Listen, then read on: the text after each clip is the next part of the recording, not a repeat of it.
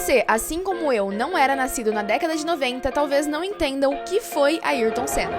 Eu, por exemplo, sempre soube que ele era muito amado. Mas automobilismo não é o esporte mais popular do Brasil. Então, na minha cabeça, não fazia sentido ele ser tão grande assim. Então eu fui atrás para entender. Eu tenho muito a aprender ainda, e melhorar como pessoa, sobretudo. Mas eu vou curtir um pouco mais a vida. Ok, this is it. Here is the mandioca. Senna foi um piloto de Fórmula 1, tricampeão mundial. Mas conhecendo o contexto esportivo e político do país naquela época, dá pra entender porque, na real, ele foi muito mais do que isso. Em 1984, Ayrton Senna fazia sua estreia na Fórmula 1. Com um contrato assinado com a Toleman, que posteriormente se tornou Benetton, o brasileiro de 24 anos chamou a atenção logo de cara pelas arrancadas históricas e a habilidade na chuva. Vai com muito apetite e passa por Niki Lauda! Simultaneamente, o Brasil vivia o colapso da ditadura militar e o processo de abertura política. Era o último ano de mandato do general João Figueiredo, e a crise era não só política, mas também econômica.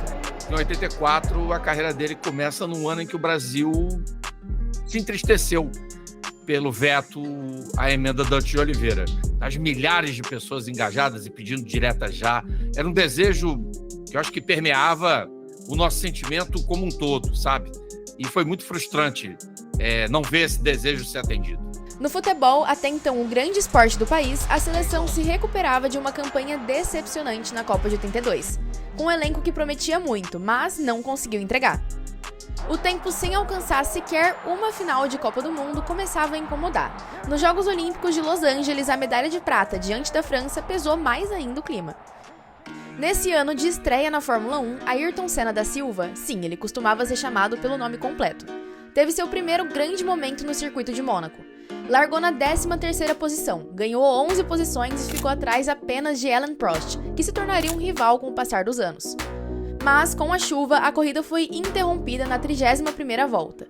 Muitos acreditam que se tivesse continuado, ele teria saído vencedor. Mas, de qualquer forma, ele saiu do Principado com seu primeiro pódio. É um novo talento brasileiro surgindo nas pistas. That day, I suddenly realized that I was no longer driving it conscious, and I was in a different dimension for me.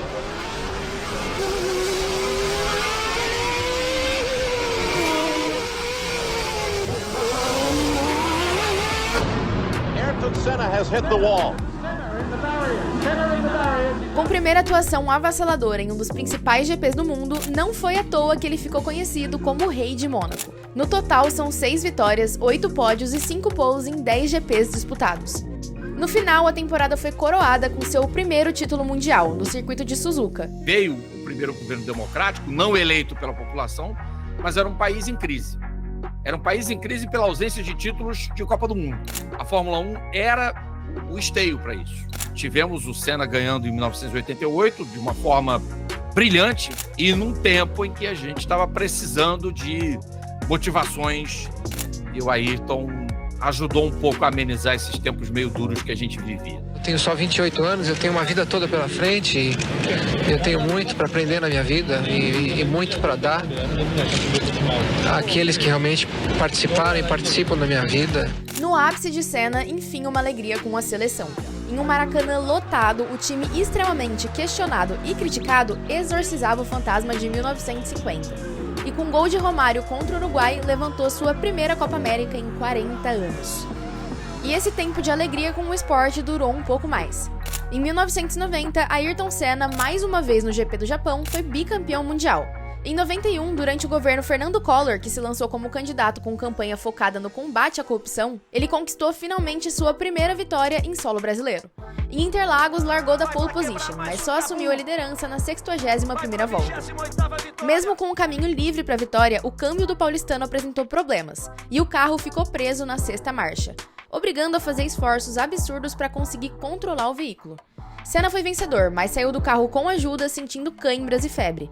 Senna, com a dificuldade do movimento, repare, recebe ali o seu troféu, estressado fisicamente. Na reta tudo bem, mas nas curvas lentas era quase impossível guiar o carro.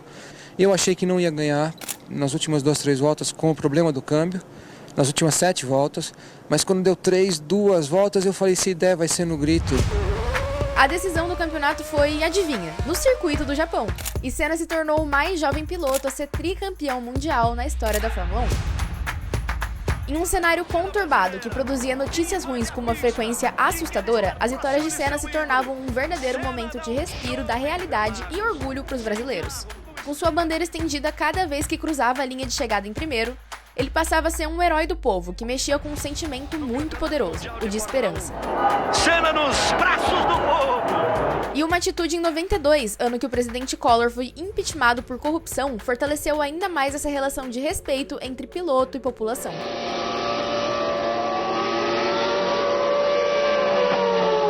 Ninguém tinha ideia do quanto que aquele acidente do Comas em Spa-Francorchamps representou de risco para o piloto francês, porque era um carro que estava destruído na pista, o piloto estava desacordado dentro do cockpit e ele não ia sair pelos próprios meios, né? E o Ayrton percebeu isso, parou o carro na subida de Eau Rouge-Raidillon, bateu do cinto e saiu correndo. Ele desligou a chave geral. Desligando a chave geral, ele evitou o quê? Se houvesse um vazamento de qualquer coisa, óleo, combustível, nas partes quentes do Ligier, que o carro explodisse. E aí isso salvou a vida do Comas. 2 anos depois, em 94, mais mudanças impactantes. O governo de Itamar Franco adotou o Plano Real, sob tutela do ministro da Fazenda, Fernando Henrique Cardoso, que seria eleito presidente em outubro. A nova moeda brasileira foi lançada, em tentativa de diminuir a inflação. O que você está achando dos preços? Asfalto. Na Fórmula 1, as novas regras da FIA obrigavam a retirada da suspensão eletrônica dos carros, deixando mais difícil de pilotar. Para Ayrton Senna, a mudança para Williams foi mais uma novidade. Seu novo carro, o Williams FW16, se adequava às novas regras, mas foi difícil de se adaptar. Em San Marino, para o terceiro GP, Senna já parecia nervoso, principalmente porque no treino da sexta-feira, seu amigo Rubens Barrichello sofreu um acidente. No sábado, durante o qualifying, Roland Ratzenberger perdeu o controle a 314 km por hora e bateu em uma parede de concreto. O austríaco faleceu ainda no local do acidente, mas sua morte só foi reportada quando chegou ao hospital. Isso porque, de acordo com a lei italiana, uma morte durante um evento esportivo obriga a interrompê-lo. Em 94, por conta de toda a necessidade de se brigar por mais segurança, e os acidentes do Barrichello e do Ratzenberger motivaram esse desejo do Senna da GPDA voltar. E aí, numa conversa com o Lauda, ele conseguiu convencer o Lauda a assumir a presidência da GPDA, porque, na verdade, o Lauda queria que fosse o Senna, o líder da segurança. E, ironicamente, de fato, o Lauda acabaria sendo o líder, né, dos pilotos depois que o Senna morreu. Mas o Senna estava preocupado, sim, muito preocupado mesmo com a questão de segurança. E tem a história dele ter cogitado não correr, mas, movido de alguma forma, entrou no seu carro e deu no que deu. Naquele domingo, 1º de maio, Senna iniciou a corrida na pole position. Logo na partida, Pedro Lamy colide com seu Lotus 107 na Benetton B194 de Ledo. Algumas partes do carro se soltaram e ficaram jogadas na pista, o que deveria levar a uma paralisação da corrida. Mas a corrida seguiu. Na 7ª volta, o brasileiro de repente perde o controle de seu carro. Ele não consegue fazer a curva, sai da pista e bate direto na parede de concreto. Senna bateu fora. No momento do impacto, sofreu diversas lesões na cabeça. Os médicos chegaram e perceberam que ele sangrava muito e estava inconsciente. O acidente chocou o mundo e deixou os brasileiros em total alerta. Enquanto Senna era hospitalizado em Bolonha, a corrida em Imola continuou. Com o fim da prova, chegaram as notícias de que o piloto brasileiro havia sofrido morte cerebral. Era um carro ultra estreito. O Ayrton não se sentia confortável dentro do carro. E havia uma coluna de direção com uma luva, que é uma peça para encaixar. E essa peça era soldada. Essa peça terá quebrado. Quando Ayrton contorna a curva, que você faz um leve giro para a esquerda, em pé cravado, ele fez, e ao invés de acertar, não conseguiu, porque a luva certamente se rompeu.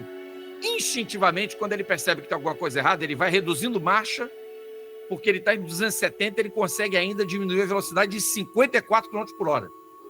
O que ele tenta fazer é diminuir o risco do impacto.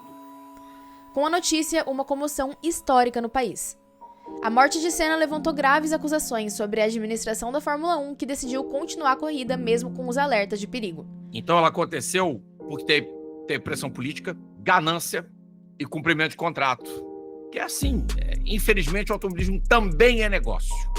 E às vezes é mais business do que esporte. O luto por aqui foi impressionante. O Brasil tinha perdido um dos seus. E a morte do Senna foi aquela coisa, né, que o Brasil inteiro viu, foi ao vivo. Um piloto que foi Brasil quando ninguém queria ser, que amava representar suas cores, que fazia todo mundo parar aos domingos para ver mais do que suas corridas, torcer por ele. O que no fundo parecia mais um torcer pelo próprio Brasil em meio ao caos.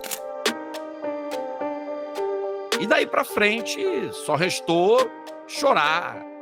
E foram dias muito tristes.